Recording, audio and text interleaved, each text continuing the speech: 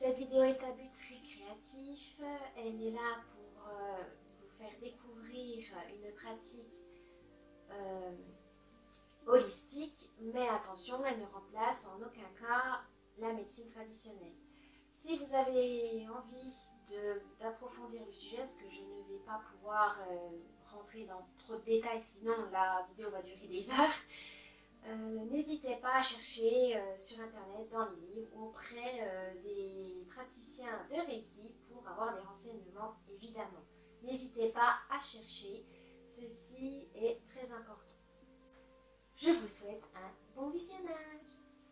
Le Reiki est une technique qui a également ses principes. C'est Mikao Usui, donc le fondateur, qui s'est inspiré des poèmes de l'empereur Meiji pour formuler les principes du Reiki. Alors ils sont là pour se motiver, pour enlever ses mauvaises habitudes, pour devenir responsable de ses actes et d'assumer les conséquences, de contribuer à prendre soin de nous-mêmes, des autres et de son environnement et de notre environnement. Car si on s'aime soi-même, on aime les autres et on aime le tout.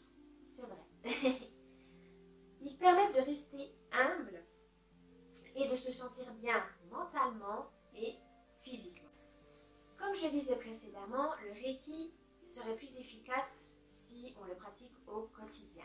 Ces principes, si on les récite tous les jours, ça va vraiment s'imprégner en nous, ça va s'ancrer en nous, ça va nous aider à affronter la dureté de la vie.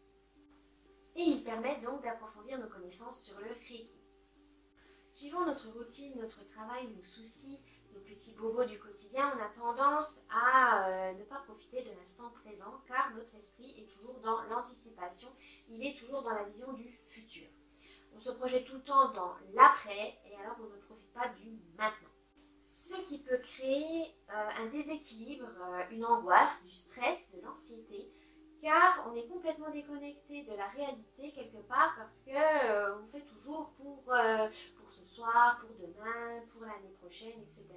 Donc on a, comme on dirait, une déconnexion voilà, de la vie. On a une déconnexion avec la nature, on a une déconnexion avec nos proches parce qu'on ne les écoute plus, on ne prend plus le temps. Voilà, le temps, on a l'impression que le temps nous échappe. Et le Reiki est là justement pour vous rappeler, stop, pose-toi 2 minutes, profite de l'instant présent, car au final la vie est très courte et si on fait que de courir, eh ben, on passe à côté de beaucoup de choses.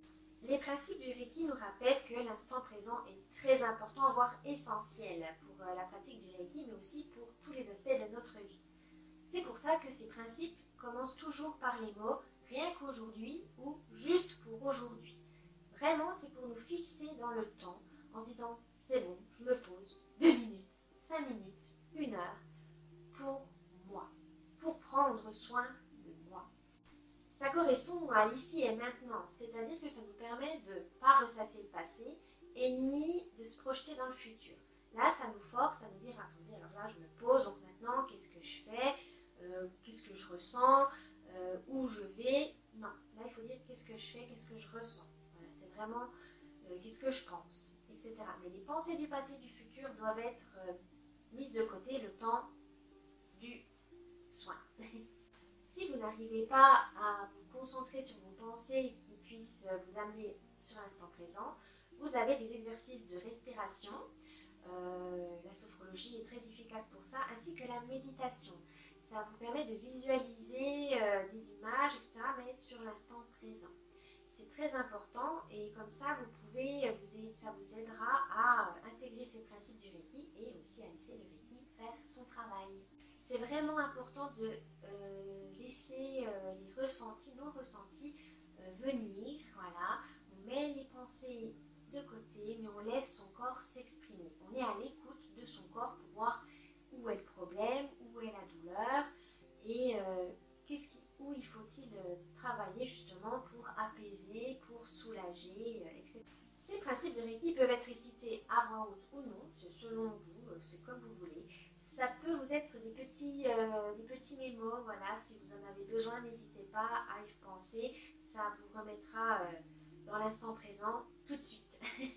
On peut dire que ces principes peuvent agir comme des petits mots de motivation, des prières, des mantras, si vous les récitez assez souvent. N'hésitez pas à le faire tous les jours ou faites-le quand vous en avez vraiment besoin. Mais c'est vrai que c'est plus efficace si on les comprend mieux quand on le dit au quotidien, évidemment. C'est une pratique qui peut être, voilà, qui peut durer toute sa vie, donc n'hésitez pas. Plus on les assimile, plus on comprend l'importance de ces mots. Mais je vais vous dire donc ces 5 principes depuis le temps. Donc je vais enfin vous les dire. Donc les 5 principes du Reiki, c'est 1. Juste pour aujourd'hui, ne te mets pas en colère. Juste pour aujourd'hui, ne te fais pas de soucis. Juste pour aujourd'hui, montre de la gratitude à tes parents, tes enseignants et tes aînés. Juste pour aujourd'hui, vis honnêtement. Juste pour aujourd'hui, respecte, sois bienveillant envers tout ce qui vit.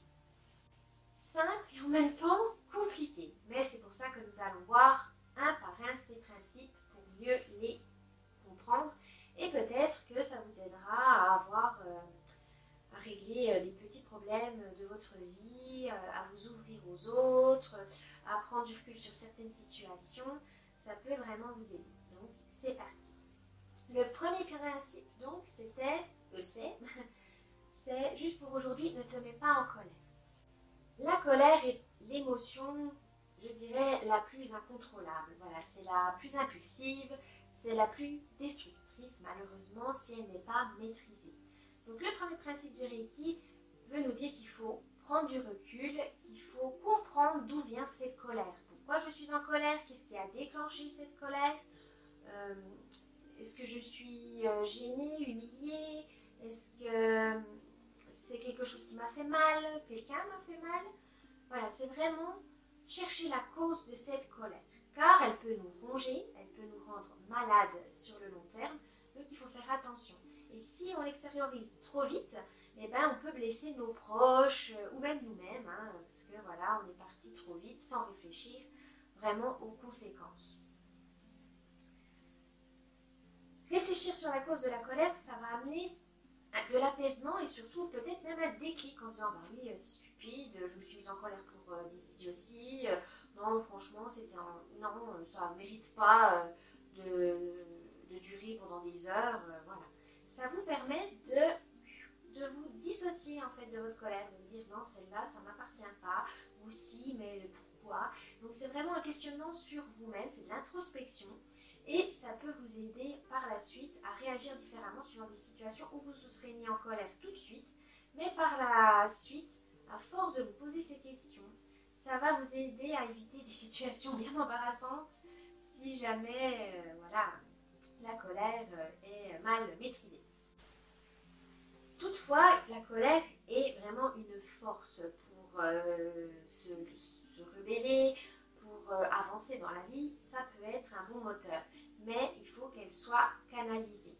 Donc du coup, comme on dit, une colère dite froide, c'est-à-dire une colère que vous avez intériorisée d'abord, que vous avez réfléchi, comme j'ai dit précédemment, donc pourquoi, comment elle est venue, etc. Une fois que vous avez compris l'objectif de cette colère, vous pourrez ensuite utiliser cette énergie pour avancer dans la vie. Voilà, vous étiez en colère par exemple au travail, il y a une injustice, etc. Ça vous met dans une colère noire, mais vous la conservez, vous la canalisez, vous l'étudiez, vous l'analysez. Et une fois que vous avez compris pourquoi elle était là et au final elle n'a pas lieu d'être, mais vous avez cette force, cette énergie de la colère que vous pouvez ensuite mettre dans, par exemple, s'il y a une injustice, vous essayez de réparer cette erreur en encourageant votre collègue, voilà, il s'est fait disputer, vous l'encouragez. Vous avez peut-être un projet qui était bloqué, trouvez une autre perspective, c'est peut-être pas le bon angle à avoir pour ce projet, etc. C'est vraiment très très puissant quand cette colère est canalisée. Mais pour la bonne cause du coup, pas de violence. Si vous avez vraiment besoin d'extérioriser cette colère pour pouvoir la libérer complètement de votre corps, devant vous, vous avez plusieurs moyens. Isolez-vous dans un endroit calme et surtout en sécurité pour créer un bon coup, comme dans les bois, dans les champs, où vous voulez, dans votre voiture, etc. Si Sinon, autre moyen, vous pouvez hurler dans un coussin, frapper le coussin aussi. Ou vous pouvez faire du sport pour vous défouler autrement, voilà, en courant comme un dératé, en boxant, en marchant, en méditant aussi. Voilà, il y en a certains qui arrivent, voilà, ils ont besoin de méditer pour retrouver le calme. Vous pouvez vous promener, vous pouvez écouter de la musique, de la bonne musique genre métal pour vous défouler. Ou au contraire une musique apaisante pour pouvoir voilà, calmer votre colère.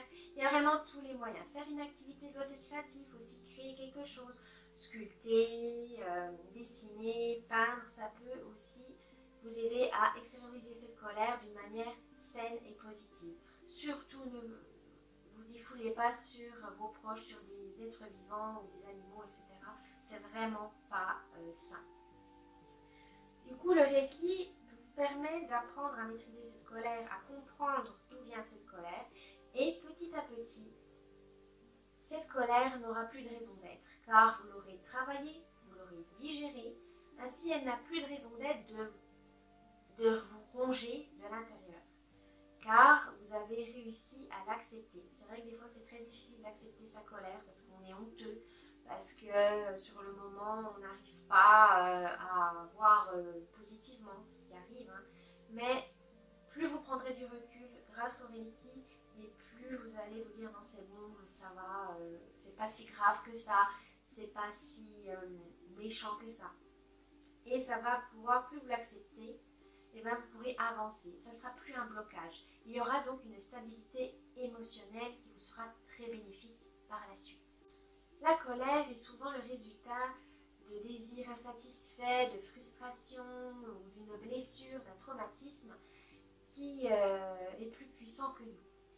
Ce n'est pas grave, hein, c'est normal, hein, on est humain, mais c'est justement par la suite ou comment la gérer qui est très important.